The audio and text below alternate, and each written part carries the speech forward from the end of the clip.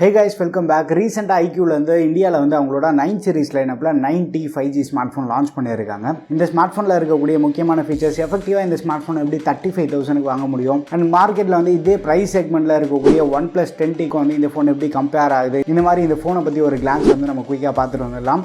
நீங்கள் நம்ம சேனல் இதை ஃபஸ்ட் டைம் வந்துருக்கீங்கன்னா வீடியோ பாருங்கள், பார்த்துட்டு பிடிச்சிருந்தா மறக்காமல் சப்ஸ்கிரைப் பண்ணிக்கோங்க. இப்போ வாங்க வீடியோக்குள்ளே போகலாம். iQOOட இந்த 9T ஸ்மார்ட் ஃபோனில் வந்து குவால்காம்லேருந்து ரீசெண்டாக அனௌன்ஸ் பண்ண ஸ்னாப்ட்ராகன் 8+ Gen 1 ப்ராசஸர் தான் யூஸ் பண்ணுறாங்க.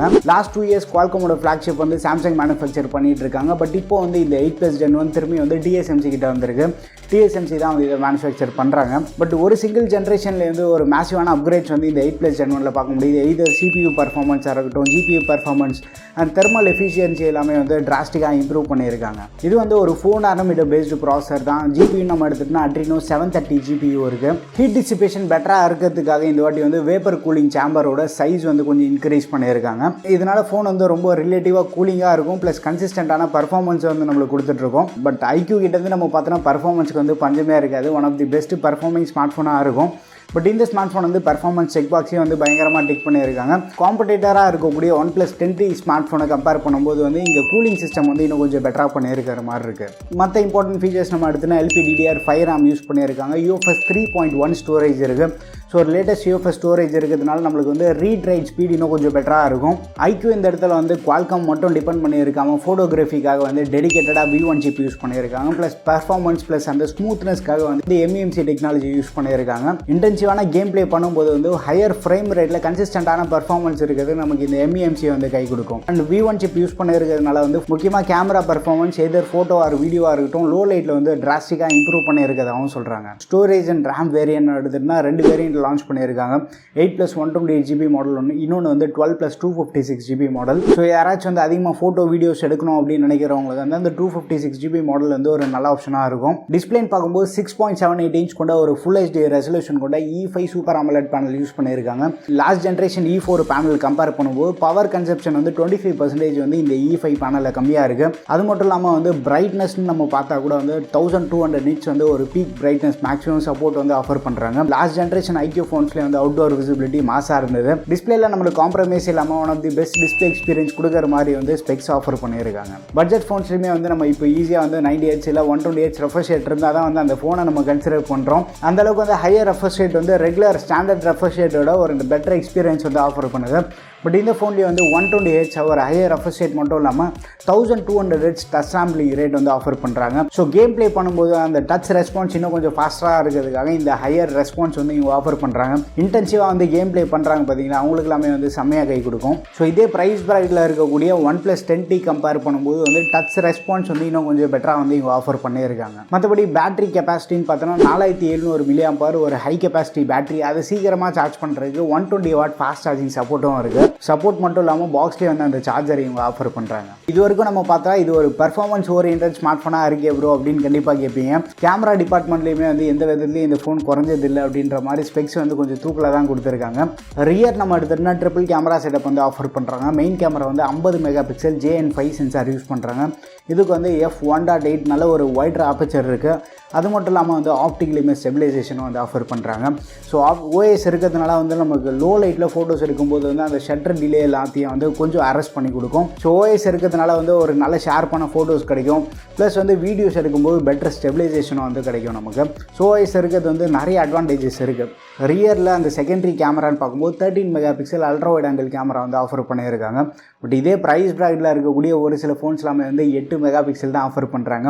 ஸோ ஒரு ப்ரீமியமாக ஃபோன் லான்ச் பண்ணுறது பெருசு இல்லை. பட் அதே அளவுக்கு வந்து அந்த எக்ஸ்ட்ராவாக இருக்கக்கூடிய கேமரா வந்து சொல்கிறதுக்காச்சும் கொஞ்சம் ப்ரீமியமாக இருந்தால் நல்லாயிருக்கும். ஸோ இதே ப்ரைஸில் நம்ம பார்த்தோன்னா OnePlus 10Tயாக இருக்கட்டும், ஒப்போலேருந்து ரீசெண்டாக ஒரு சில ஃபோன்ஸ்லாம் லான்ச் பண்ணியிருந்தாங்க. ஸோ அந்த ஃபோன்ஸ் எல்லாமே வந்து ஒரு 8 MP அல்ட்ரா வைடோடு தான் வருது. அது கொஞ்சம் டிசப்பாயின்மெண்ட்டாக இருக்குது.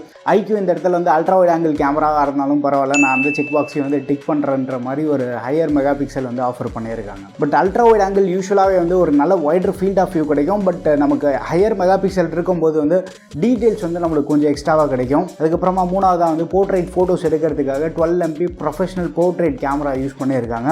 ஸோ ஓவராலாக வந்து ட்ரிபிள் கேமரா செட்டப், ட்ரிபிள் கேமராவுமே வந்து தரமாக கொடுத்துருக்காங்க. எக்ஸ்ட்ராவாக வந்து இவங்க V1 சிப் யூஸ் பண்ணியிருக்கிறதுனால வந்து நம்ம கேமரா கேப்பபிலிட்டிஸும் வந்து டிராஸ்டிக்காக இம்ப்ரூவ் பண்ணியிருக்கிறதாகவும் சொல்கிறாங்க. அண்ட் ஃபைனலாக வந்து கேமர்ஸ் எங்களுக்காக ஸ்பெஷல் ஃபீச்சர்ஸ் எதுவும் இல்லையா அப்புறம்னு கேட்டிங்கன்னா உங்களுக்காக தான் வரேன். வேப்பர் சேம்பரோட ஏரியா வந்து இவங்க கொஞ்சம் பெருசு பண்ணியிருக்கிறதுனால வந்து நமக்கு ஹீட் டிசிபேஷன் இன்னும் கொஞ்சம் பெட்டராக இருக்கும். ப்ளஸ் வந்து அந்த மான்ஸ்டர் டச் அந்த 1200 ஹெர்ட்ஸ் டச் சாம்பிளிங் ரேட் இருக்குது. கேமர்ஸ்க்கு அதுவே வந்து ஒரு சூப்பரான விஷயம் இருக்கும். ப்ளஸ் வந்து இன்ஸ்டண்ட்டாக அந்த சூப்பர் ஃபாஸ்ட் சார்ஜர்லாம் கொடுத்துருக்கிறதுனால ஸோ அந்த சார்ஜர் யூஸ் பண்ணி இந்த ஃபோனை நம்ம சார்ஜ் பண்ணுறதுனால 8 மினிட்ஸ்லேயே வந்து 50% சார்ஜ் ஆகும்னு கிளைம் பண்ணுறாங்க. இதெல்லாமே வந்து ஒரு சைடு இம்பார்ட்டண்ட்டாக இருந்தாலுமே வந்து கேம் விளையாடும் போது ப்ளஸ் நார்மல் யூசேஜ் பண்ணும்போது வந்து நம்மளுக்கு ஹாப்டிக் ஃபீட்பேக்னு பார்க்கும்போது அந்த ஃபோன் யூஸ் பண்ணக்கூடிய எக்ஸ்பீரியன்ஸ் இன்னும் கொஞ்சம் பெட்டராக இருக்கும். iQOOலேருந்து dual x axis linear motor use பண்ணியிருக்கதா சொல்கிறாங்க. ஸோ ஹாப்டிக்ஸ் செக் பாக்ஸையும் வந்து டிக் பண்ணியிருக்காங்க. பர்ஃபார்மன்ஸ் ஓரியன்டாக மட்டும் இந்த ஃபோனை லான்ச் பண்ணாமல் கேமரா டிபார்ட்மெண்ட்டாக இருக்கட்டும், டிஸ்பிளே, பேட்டரி இந்த மாதிரி எல்லா ஆஸ்பெக்ட்ஸுமே வந்து கவர் பண்ணி இந்த ஃபோனை லான்ச் பண்ணியிருக்காங்க. சாஃப்ட்வேர்னு பார்க்கும்போது அவுட் ஆஃப் தி பாக்ஸ் வந்து நமக்கு Android 12 வருது. ஃப்ரண்ட் டச் OS நம்ம பார்க்கும்போது வந்து நல்ல ஃபீச்சர் ரீச், பட் இப்போது ரீசெண்ட் டேஸாக வந்து பயங்கர ரீஃபைண்டாக இருக்குது. நல்ல ஒரு ஸ்டேபிளான எக்ஸ்பீரியன்ஸ் வந்து கிடச்சிட்ருக்கு. அண்ட் மல்டிமீடியான்னு பார்க்கும்போது டூவல் ஸ்பீக்கர் செட்டப் ஆஃபர் பண்ணுறாங்க. முக்கியமாக பாக்ஸில் வந்து Type-C கனெக்டர் வந்து சேர்த்து கொடுத்துட்றாங்க. நிறைய ஃபோன்ஸில் வந்து அந்த கனெக்டர் வந்து நம்ம மிஸ் பண்ணுவோம், திருப்பி ஆஃப்லைனில் போய் அது தேடி கண்டுபிடிக்கிறதுக்குள்ள பெரிய விஷயமாயிடும். பட் iQOO வந்து பாக்ஸ்லேயே பண்டில் பண்ணுறது வந்து ஒரு சூப்பரான விஷயம் தான். ப்ரைஸிங் நம்ம பார்த்தோன்னா இந்த ஸ்மார்ட் ஃபோனோட பேஸ் வேரியன்ட் வந்து 54,999 லான்ச் பண்ணியிருக்காங்க. பட் இனிஷியல் லான்ச் ஆஃபர் எஃபெக்டிவாக வந்து நம்ம 50,000 வாங்க முடியும். அது மட்டும் இல்லாமல் ICICI பேங்க் கார்டு யூஸ் பண்ணுறவங்க வந்து ஃப்ளாட்டாக 4,000 ரூபீ டிஸ்கவுண்ட் தராங்க. ஸோ எஃபெக்டிவாக வந்து 46,000 வாங்க முடியும். அண்ட் யூசர்ஸ் வந்து OnePlus, Xiaomi, Realme ஃபோன்ஸ்லேருந்து இந்த ஃபோனுக்கு வந்து அப்கிரேட் பண்ணணும்னு நினச்சாங்கன்னா அடிஷ்னலாக வந்து 5,000 ரூபீ எக்ஸ்சேஞ்ச் போனஸும் இருக்குது. ஸோ ஈஸியாக வந்து அரௌண்ட் அந்த 35,000 ரூபீ ப்ரைஸ் ப்ராக்கெட்டில் இந்த iQOO 90 லெஜெண்டரி ஃபோனை வந்து நம்ம வாங்க முடியும். இதே ப்ரைஸில் வந்து OnePlus 10Tயும் அவைலபிளாக இருக்குது, iPhone 12 வந்து அவைலபிளாக இருக்குது. ஸோ iPhone 12 ஆல்ரெடி மார்க்கெட்டில் வந்து ரொம்ப டிலே ஆகிடுச்சு. மினிமமே வந்து 64GB வேரியன்ட் தான் ஆஃபர் பண்ணுறாங்க. அதே இன்னொரு பக்கம் வந்து OnePlus 10T நம்ம பார்த்தோன்னா அது வந்து எஃபெக்டிவாக இந்த பேங்க் ஆஃபர் மற்ற டிஸ்கவுண்ட்ஸ்லாம் யூஸ் பண்ணாலே வந்து 47-48,000 தான் வாங்க முடியும். iQOO ஸ்லோவாக வந்து ஃப்ளாக்ஷிப் கில்லராக லான்ச் பண்ணாமல் ஒரு ட்ரூ ஃப்ளாக்ஷிப் ஸ்மார்ட் ஃபோன்ஸ் வந்து மார்க்கெட்டில் கொண்டு வந்துட்டுருக்காங்க. ஸோ ஒரு பர்டிகுலர் ஆடியன்ஸ், பர்ஃபார்மன்ஸ் ஓரியன்ட் ஆடியன்ஸை மட்டும் டார்கெட் பண்ணாமல் இருக்கக்கூடிய எல்லா ஆடியன்ஸையும் வந்து நாங்கள் இம்ப்ரெஸ் பண்ணுவோன்ற மாதிரி வந்து இந்த ஃபோனை கொண்டு வந்திருக்காங்க. முக்கியமாக எனக்கு பர்சனலாக என்ன பிடிச்சிருக்கு அப்படின்னா ப்ரைஸிங் ஓரளவுக்கு அக்ரெசிவாக இருக்குது. ப்ளஸ் வந்து அந்த பேங்க் ஆஃபர், எக்ஸ்சேஞ்ச் ஆஃபர்லாம் யூஸ் பண்ணால் ஒரு நல்ல ப்ரைஸ்க்கு வந்து வாங்க முடியும். 8+ Gen 1 பார்க்கும்போது வந்து பர்ஃபார்மன்ஸ் கேம் வந்து அல்டிமேட்டாக இருக்க போகுது. ஸோ நீங்கள் யாராச்சும் வந்து iQOO ஃபோன் யூஸ் பண்ணுறீங்கன்னா உங்கள் எக்ஸ்பீரியன்ஸ் எப்படி இருக்குன்றது வந்து மறக்காமல் ஷேர் பண்ணுங்கள். August 4th அமேசானில் இந்த ஃபோனோட சேல் வந்து லைவ் ஆகுது. ஸோ நீங்கள் யாராச்சும் வந்து இந்த ஃபோனை பற்றி தெரிஞ்சுட்டோன்னு நினச்சிங்கன்னா இந்த ஃபோனோட பெஸ்ட் பை லிங்க் வந்து நான் கீழே தரேன், செக் பண்ணி பாருங்கள். iQOO லான்ச் பண்ண இந்த லெஜெண்டரி ஸ்மார்ட் ஃபோனை பற்றி உங்கள் ஒப்பீனியன்ஸ் எல்லாமே வந்து மறக்காமல் கீழே கமெண்ட்டில் ஷேர் பண்ணுங்கள். வீடியோ பிடிச்சிருந்தா லைக் பண்ணுங்கள். இன்னும் நம்ம சேனலுக்கு நீங்கள் சப்ஸ்கிரைப் பண்ணலன்னா மறக்காமல் சப்ஸ்கிரைப் பண்ணிக்கோங்க. அடுத்த ஒரு வீடியோ சந்திப்போம். Bye. Take care.